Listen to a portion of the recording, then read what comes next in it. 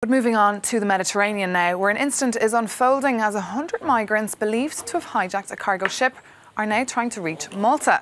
They were rescued by a cargo vessel off the coast of Libya, and now the 108 people on board were believed to have taken over the vessel after being told that they would not be allowed to enter into Malta.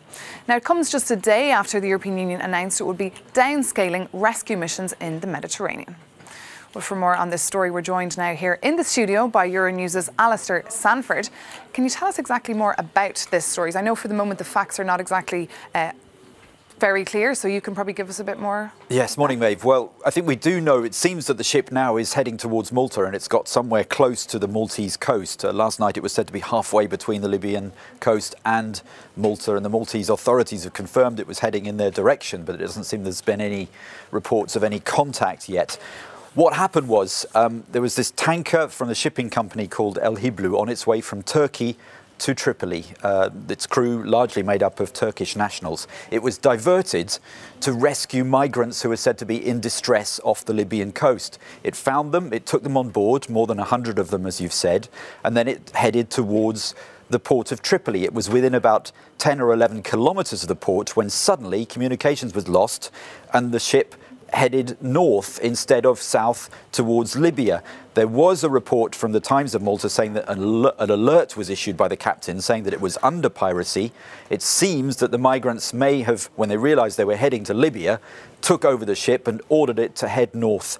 Now, we know, of course, that Malta and Italy, because if it's going to go to Malta or Lampedusa, both those countries take a hard line now on letting migrant ships in.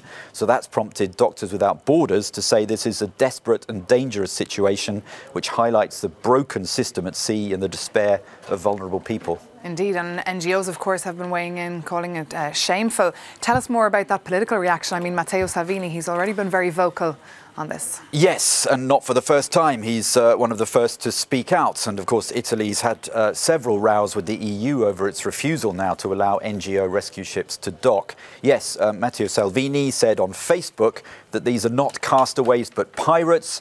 And if they do see Italy, he says, well, it'll be through a telescope. And there were some more sarcastic comments as well.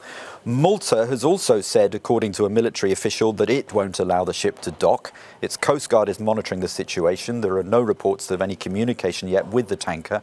Important to say that it's not technically piracy, despite what Salvini says, because that technically needs two ships to be involved and also for the act to take place on the high seas, whereas this only involved one ship and was in Libyan waters. Now, that's relevant as if it's piracy, then any country can intervene. As it is, international law says the Maltese can board the ship once it gets in their territorial waters.